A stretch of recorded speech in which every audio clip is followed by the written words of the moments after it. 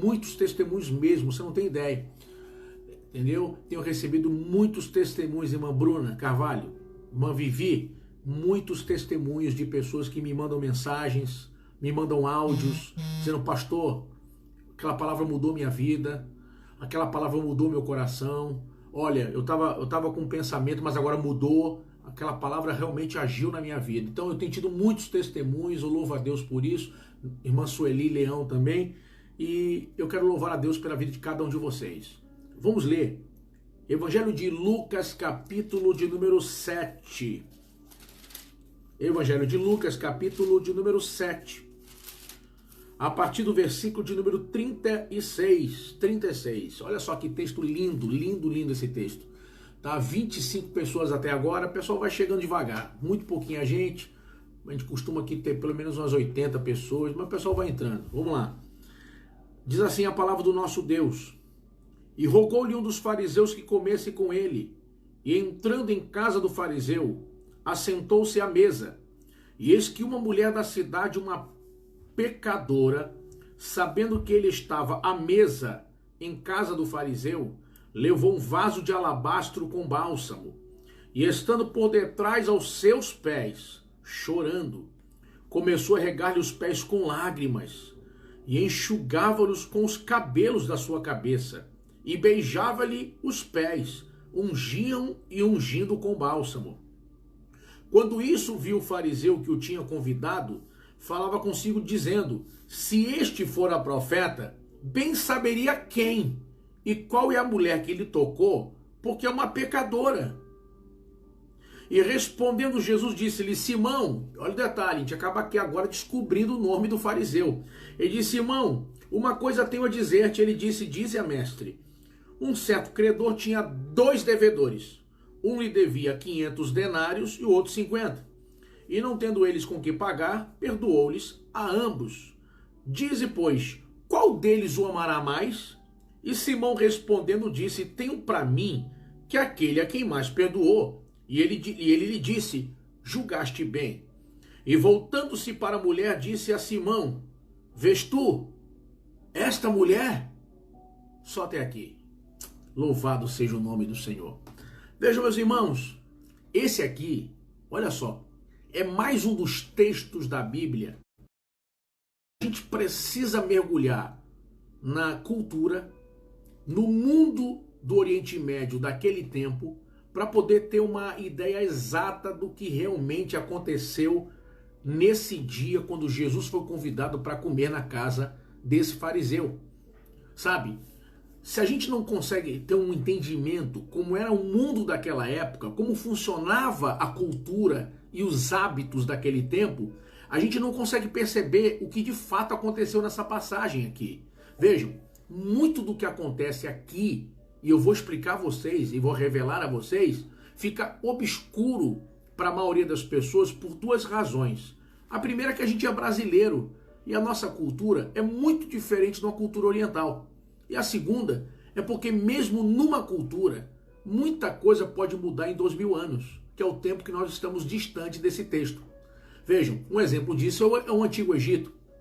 O Antigo Egito, eu chegava lá, basicamente tinham milhares de deuses, tudo era Deus, enquanto que agora a predominância religiosa no Egito é islâmica, a muçulmana.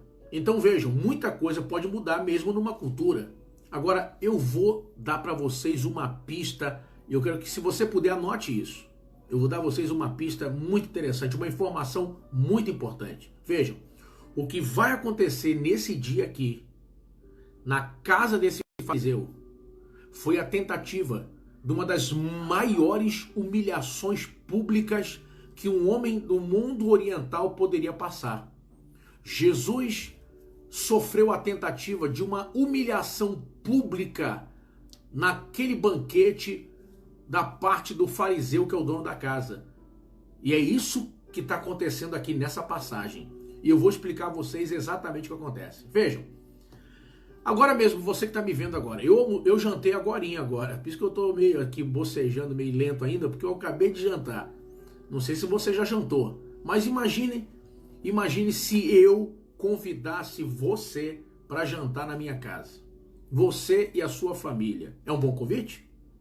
É um bom convite, não é? Estamos abertos a convites, ainda mais quando passar essa quarentena. Então podem chamar que a gente vai. Agora imagine, como você gostaria de ser tratado se eu chamasse você com a sua família para jantar na minha casa? Eu vou falar por mim. Se alguém me convidasse agora para jantar na sua casa, etc., com a minha família, eu esperaria ser recebido por essa pessoa com um sorriso no rosto, onde pudesse bater um bom papo e pudéssemos ter momentos agradáveis de comunhão, de diálogo, e a pessoa, dentro do possível, nos oferece aquilo que ela tem de melhor para a gente comer juntos e se alegrar, e depois de algum tempo a gente vai embora. É basicamente assim que a gente recebe as pessoas da nossa cultura aqui no Brasil. Naquele tempo era um pouquinho diferente. Vejam, lembrem que comer, desde os primórdios da raça humana, é mais do que sobrevivência, é também relacionamento social. Vejam que a gente tem o hábito de convidar pessoas para jantar fora. A gente, além de ir na casa dos outros, a convite para jantar, e além de convidar pessoas para ir na nossa casa, a gente costuma sair de casa para comer fora. É um hábito social. Então comer envolve mais do que sobrevivência, envolve também relacionamentos. Naquele tempo, vejam, quando uma pessoa convidava alguém para ir para a casa dele para comer, como é que funcionava? Eu vou explicar a você mais ou menos como funcionava. Vinha o convidado, chegava na porta, o anfitrião o recebia com ósculo, com um beijo no rosto.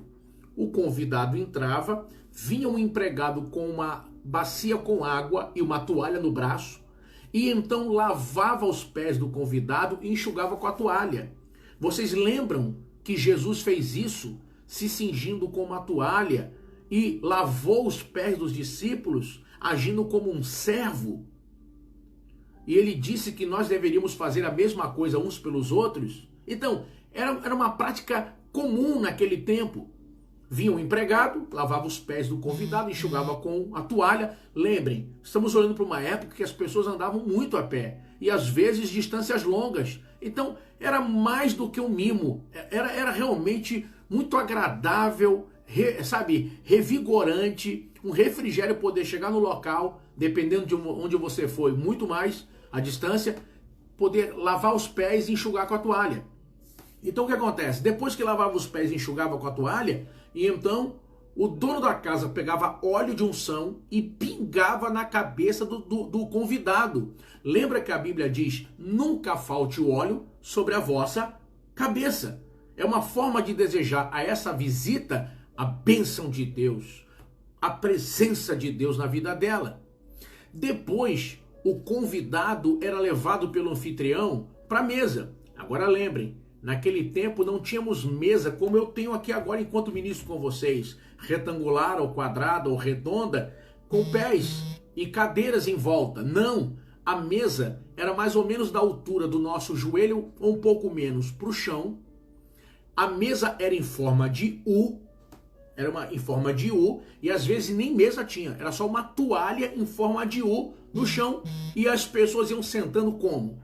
Elas deitavam. É por isso que no original a palavra mais precisa é reclinou-se a mesa. As pessoas deitavam com as pernas para trás da mesa, apoiadas no cotovelo do braço direito, às vezes colocava até um travesseirinho para colocar o cotovelo e comia com a mão esquerda. Os irmãos vejam que até hoje em vários países do Oriente Médio ainda guarda aquela coisa de mão de ir no banheiro, mão de comer, ainda tem isso. É uma cultura muito antiga, milenar. Então o que acontece? As pessoas iam para a mesa e se apoiavam no cotovelo e deitavam com as pernas para trás da mesa e comiam com a outra mão. Era assim que funcionavam as refeições. Só que Jesus não é convidado por uma refeição normal, comum, trivial. Não. Jesus é convidado para aquilo que eles chamavam naquele tempo de Raberim. Jesus é convidado para o encontro de homens. Ele está indo na casa de um fariseu. O fariseu, naquele tempo, junto com os saduceus, eram as principais classes de mestres em Israel. Os fariseus eram em maior número que os fariseus eram em maior número que os saduceus. Os saduceus tinham a melhor situação financeira. Os saduceus não acreditavam, por exemplo, nem anjo, nem demônio, nem na vida após a morte. Os fariseus sim acreditavam. Os fariseus eram para o povo comum em Israel naquele tempo o padrão, a ideia de padrão de retidão, de religião e etc. É por isso que Jesus bateu tão duro no legalismo deles.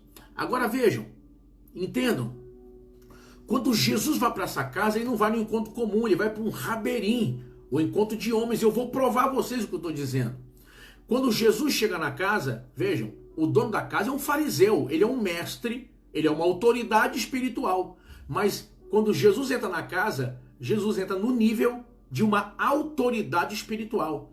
Quando Jesus vai falar com o dono da casa, ele não chama ele nem de Senhor e nem de fariseu, ele chama ele de Simão, pelo nome. Mas quando o fariseu vai falar com Jesus, ele não chama Jesus de Jesus, nem de tu, ele diz mestre. Jesus chama ele de Simão e ele chama Jesus de mestre. Jesus entrou na casa no nível de uma autoridade espiritual. E quando uma pessoa entrava nesse quilate de autoridade, como é que era o tratamento? Não era apenas o dono da casa que vinha para a porta. Vinha para a porta todos os filhos homens que o dono da casa tinha. E lembrem, naquele tempo famílias eram numerosas, então ter 5 filhos, 8 filhos, 10 filhos homens era perfeitamente normal naquele tempo. Então o que acontece? É até bom as irmãs que estão me ouvindo aí, ter bastante filho que vai enchendo a igreja mais rápido. Aí o que acontece? Quando imagina a cena, Jesus chegando na porta, vem o dono da casa com todos os filhos homens, e agora eles já não beijam na face, ele vai pegar a mão e beijar as mãos do convidado, primeiro o pai e depois o filho mais velho, e vai seguindo até o filho mais novo, e todos beijam a mão do convidado. E então o convidado entra pela porta, vem o empregado com água e toalha, lava os pés do convidado, enxuga com a toalha. Logo em seguida, o dono da casa pega óleo de unção e pinga na cabeça dele, desejando o quê? A presença de Deus e a bênção de Deus na vida dele. Só que agora, o convidado vai com o anfitrião para a mesa, e ele não vai se reclinar ou sentar aleatoriamente em qualquer lugar na mesa. Negativo. Esse convidado é uma pessoa de destaque. Ele vai ser colocado à mão direita. A mão direita do anfitrião. É a mesma posição de honra que Jesus colocou o evangelista João na última Páscoa, quando ele diz: alguém vai me trair aqui na mesa. E aí João fez o quê? Ele está à direita de Jesus. Ele colocou a cabeça no peito de Jesus. É a mesma posição que aparece em Apocalipse, capítulo 2, na primeira das 7 cartas às igrejas da diz: isto diz aquele que tem as 7 estrelas, aquele que anda no meio dos 7 castiçais de ouro e tem a mão direita as 7 estrelas. Posição de honra e de destaque que Jesus estava dando para os pastores. Muito bem. E quem está me vendo agora, vem a pergunta: meu Deus, tudo bem, Jesus entrou num raberim, entrou num banquete de homens que discutem lei, política, costumes sociais, é um encontro importante, devia ter várias pessoas naquele dia na casa. A pergunta é: o que houve de errado nessa casa? O que deu errado naquele momento a princípio? O que estava acontecendo ali? Vejam, Jesus entrou na casa e simplesmente nem o dono da casa, nem os filhos dele, ninguém beijou ele na porta. Jesus entrou na casa e não apareceu nenhum empregado com uma bacia de água e toalha para lavar os pés dele e enxugar. Ninguém. Jesus entrou na casa e o dono da casa não derramou óleo de unção na cabeça dele. Não. Ou seja, quando Jesus se reclinou na mesa, foi para a mesa, ele provavelmente, pelo contexto do que aparece aqui, ele é o único que não recebeu nem o beijo na porta, não recebeu água para os pés e não recebeu a unção com óleo na cabeça. É o único que não recebeu. Talvez alguém que me vê agora falando isso pense assim: pastor, mas não era um encontro importante? Será que não foi o esquecimento? Nunca. Irmão, isso era motivo até da pessoa virar inimigo do outro, perder a amizade ali na hora. O que acontece aqui, nessa situação, é que o dono da casa é um fariseu. E ele está olhando para Jesus e pensando, esse cara é um carpinteiro. Esse cara está vindo de Cafarnaum, na Galileia. Quem é esse cara que chega agora aqui, é o bam, é o profeta, é o que sabe tudo? E o que eu ouço dele é que até agora todo mundo que tentou pegar ele em erro, em falha, ou tentou colocá-lo numa situação, sabe, sem saída, ninguém conseguiu. É o que a gente costuma chamar popularmente de saia justa. Ninguém conseguiu pegar ele até hoje. Eu fico olhando, quando a gente olha para esse texto, eu fico imaginando o dono da casa, o que ele pensou? A casa é minha. Os empregados são meus. A comida quem botou na mesa foi eu. Os convidados que estão todos aqui são meus. O que o dono da casa pensa? Eu controlo a cena, eu controlo o ambiente, eu sou dono da casa. Eu vou entrar na história como o primeiro que pegou ele. Eu vou humilhar ele aqui, ele vai aprender, ele vai aprender que para chegar onde eu cheguei, ele vai ter que comer muito hummus com pão para chegar onde eu cheguei. Sabe o que está acontecendo? O dono da casa esperava que Jesus se levantasse, jogasse na cara do dono da casa o maltrato e fosse embora. E de repente, quando ele saísse pela porta, um olha para cara do outro e... Fomos o primeiro, eu sou o primeiro a pegar ele, eu vou entrar, pode espalhar para todo mundo. Eu peguei ele. Era isso que o dono da casa imaginava. Só que aí, pensem, a casa é dele, os empregados são dele, a comida é dele. Quando tudo parece concorrer para este fim, e Jesus sendo humilhado, entrou uma prostituta na casa. E a Bíblia chama ela de pecadora. A Bíblia não diz o nome. Ela entra na casa sem nome, sem dinheiro, sem currículo, sem canudos, sem honra, sem nada. Mas quem podia imaginar que a entrada dessa mulher na casa ia mudar todo o desfecho daquela história? Oh, irmãos, você sabe qual é a primeira lição que a presença dessa mulher na casa vai nos ensinar nesse momento? Que por mais humilhante, que por mais sem saída que seja uma situação na sua história ou na sua vida, Deus sempre tem saída. Deus sempre tem uma resposta. Deus sempre tem uma porta de livramento. Você serve ao Deus que na Bíblia está escrito que é aquele que tem a chave de Davi. E ele abre e ninguém fecha. Ele fecha e ninguém abre. Quem acredita agora, neste exato momento, enquanto você está aí agora me vendo ministrar essa palavra, que Deus está dizendo para você, calma, não tem saída para você, mas eu tenho porta de saída para essa situação.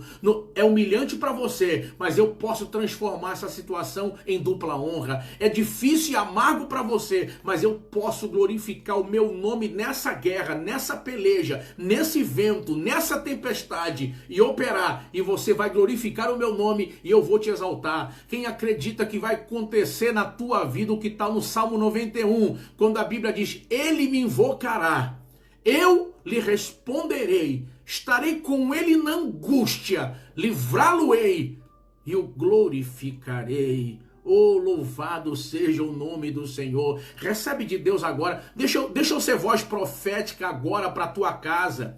Permita-me ser voz profética agora para a sua vida. Permita-me agora ser voz profética para o teu presente e para o teu futuro. Eu quero dizer para você que o Deus que você serve agora, neste exato momento, enquanto você me vê, Ele está dizendo, eu estou trabalhando agora a teu respeito. Eu estou agindo agora por tua vida. Eu estou pelejando agora por tua casa. E Ele está dizendo, tem saída. Tem escape, tem livramento, tem honra que vai chegar. Deus vai mudar o quadro. Acredita, recebe essa palavra agora debaixo da autoridade dessa palavra. Deus tem uma porta de saída dentro dessa guerra.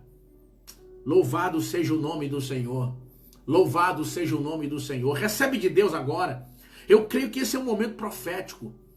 Oh, irmãos, eu creio que é um momento rema, é um momento profético, é um momento que Deus está agindo agora a teu respeito. Se você pode, fecha os seus olhos aí agora onde você está. Deixa Deus agir agora sobre a tua vida, deixa Deus agir agora a respeito da tua casa, deixa Deus agir a respeito das tuas necessidades. Tem jeito, tem saída, tem milagre. Pastor, eu só estou vendo a humilhação. Deus está dizendo, mas eu estou olhando e estou vendo o escape. Pastor, eu só estou vendo o que eu estou passando de ruim. Deus está dizendo, não, eu estou vendo é a promessa que vai cumprir no próximo passo. Recebe de Deus agora. Tem saída para essa situação. Deus já preparou a saída.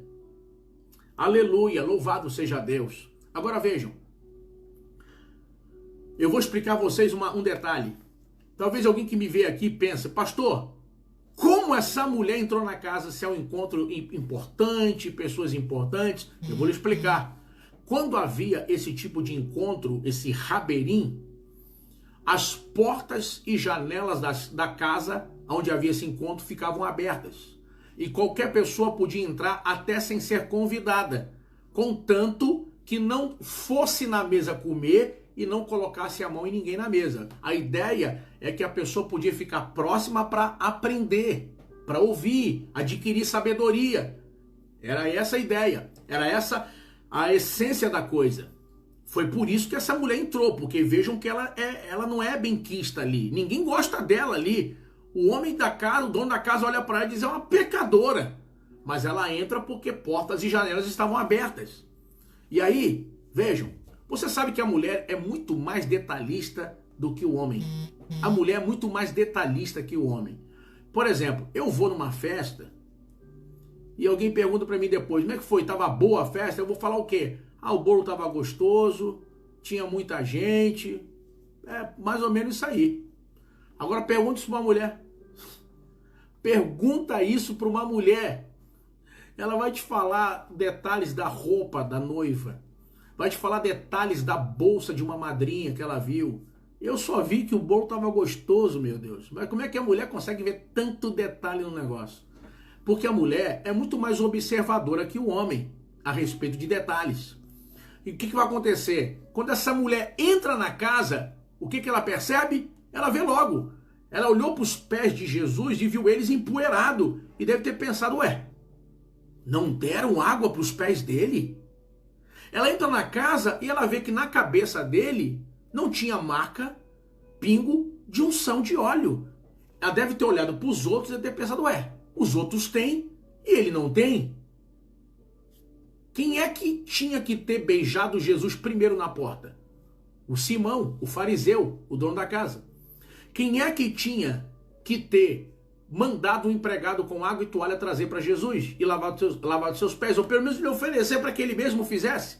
O dono da casa, o Simão, o fariseu. Quem é que tinha que ter ungido a cabeça de Jesus com óleo? O dono da casa, Simão, o fariseu. Ele não fez nada disso.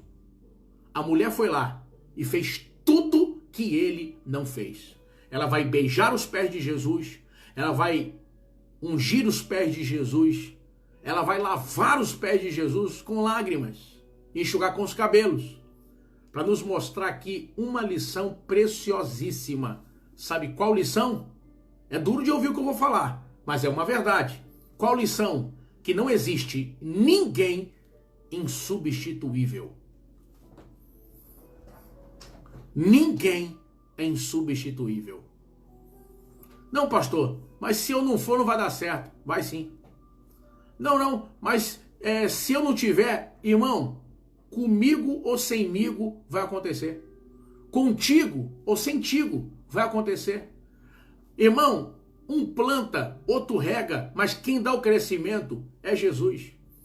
Você precisa entender que você não está onde você está porque você é insubstituível. Você está onde você está porque Deus tem um propósito com você.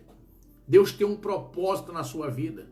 Você não foi colocado aí porque sem você não acontece, porque sem você não vai, porque sem você não flui. Não. Você foi colocado onde você está porque Deus tem um propósito tanto com quem recebe como com quem dá. Deus tem um propósito conosco. Pastor Alexandre Graciano acabou de completar meu pensamento dizendo a frase-chave. Só Deus é indispensável. Só Deus é insubstituível. Por isso, amado, a vida é curta. A vida passa rápido. A Bíblia chama a vida de um conto ligeiro. A Bíblia chama a vida de uma sombra que declina. Como a Bíblia chama a vida de uma nuvem que passa. Vejam, hoje, de madrugada, uma irmã da minha igreja esposa de um pastor, com menos de 50 anos de idade, se eu não me engano, ela tinha 48 anos de idade. Chegou para nós ao longo do dia a notícia que essa irmã, ela tinha um problema muito sério de asma, até pensamos que fosse o Covid-19, mas não foi, ela não pegou Covid-19, fez exame, não tinha nada. Ela tinha um problema antigo e muito sério de asma, e ela teve uma crise uns dias atrás, e agora teve uma outra crise. Com essa crise que ela teve agora, de madrugada deu uma parada cardíaca e morreu dentro de casa. 48 anos de idade. Irmão, a vida é um conto ligeiro. A vida é uma nuvem passageira. A vida é uma sombra que declina. Hoje somos, amanhã não somos. Hoje temos, amanhã não temos. Irmão, nenhum de nós é nada. A gente não pode nada. Eu estou ministrando aqui, deu uma dor de barriga, acabou a live, acabou a ministração. A gente não é nada. Nós não somos nada, nós dependemos de Deus. Sem Deus a gente não pode coisa nenhuma. Irmãos, valoriza a oportunidade, valoriza o tempo, valoriza o que Deus está te dando agora nesse momento, a dádiva da vida. Pessoas reclamam tanto, irmão, quando você se depara com gente que tem menos que você, quando você se depara com gente que está sofrendo mais que você, aí é a hora que você vê que você é um felizardo, que você tem tudo. Tem gente que queria estar na tua luta. Tem gente que se tivesse na tua prova, ia estar sonhando, dando glória, dizendo, oh, que obrigado, Senhor. Porque tem gente muito pior. Sabe, quando você vê uma pessoa deficiente, quando você vê uma pessoa que não tem as pernas, quando você vê uma pessoa com câncer terminal, você olha e diz, Deus, como eu sou abençoado. Deus, como tu me abençoou. O que eu estou fazendo com a vida, com a saúde, com o tempo, com a oportunidade que tu está me dando. Irmão, não deixa isso esvair pelos dedos, não deixa a vida passar sem que você faça dela algo significativo para poder abençoar vidas, para que você possa ser um canal de bênção nas mãos de Deus para mudar a história de pessoas. Não permita isso, é agora, não haverá mais tempo, é agora, a oportunidade é hoje.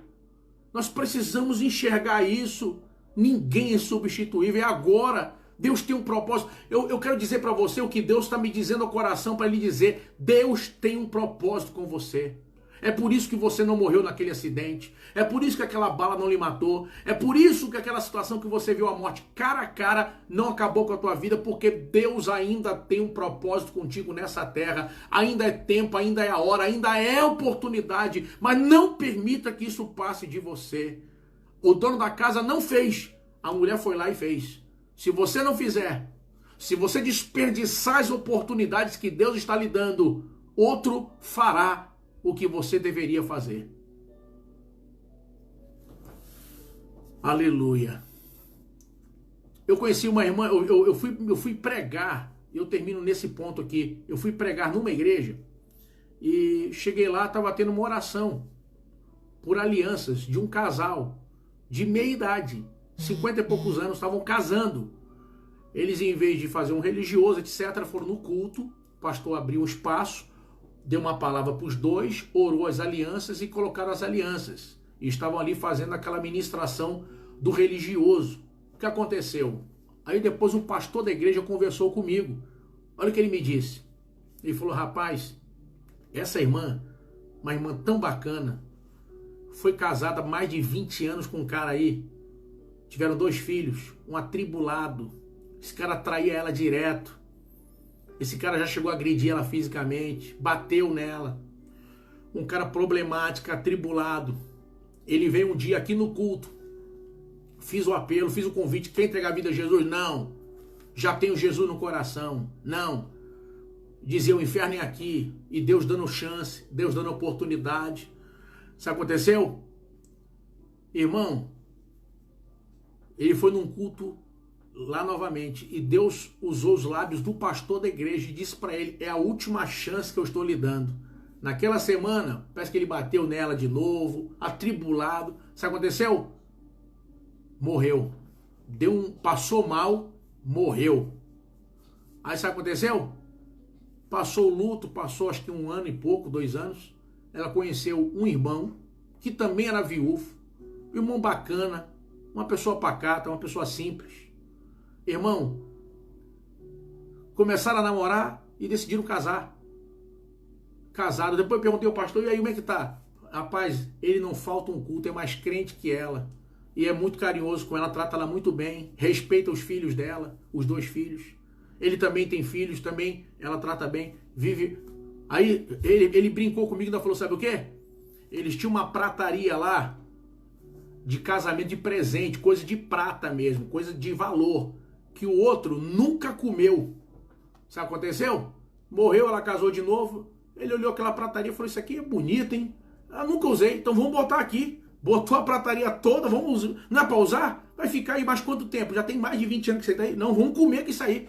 Irmão, o outro morreu, e entrou um outro na área, e o outro que foi comer na prataria do casamento dela anterior. Irmão, valoriza as pessoas, valoriza o tempo, valoriza a oportunidade, valoriza as alianças que Deus te deu. Ninguém é insubstituível. Amanhã eu vou continuar de onde eu estou parando agora aqui. Isso aqui é só o início. Isso aqui é só a amostra. Tem muita coisa tremenda nessa passagem aqui. Amanhã eu vou continuar nesse texto e vou continuar de onde eu parei aqui agora. Deus abençoe vocês. Deus abençoe a sua casa. Reflita em tudo que você ouviu aqui agora. Pense muito. Reflita. Amanhã nós temos um encontro aqui, novamente, às 9 horas da noite, eu estarei aqui com vocês. Deus abençoe a todos vocês. Convido a todo mundo, ó, 41 pessoas só aqui, meu irmão, muito pouca gente. Cadê a turma? Cadê o povo? Então convida todo mundo para vir para cá amanhã. Deus abençoe vocês, nós temos um encontro marcado amanhã, 9 da noite. Se você pode, vai lá no YouTube, esse vídeo vai estar daqui a pouco lá no YouTube. Se inscreve lá no YouTube, curte, compartilha. Se inscreve lá no nosso canal, PR William Barros. Deus abençoe vocês. Shalom.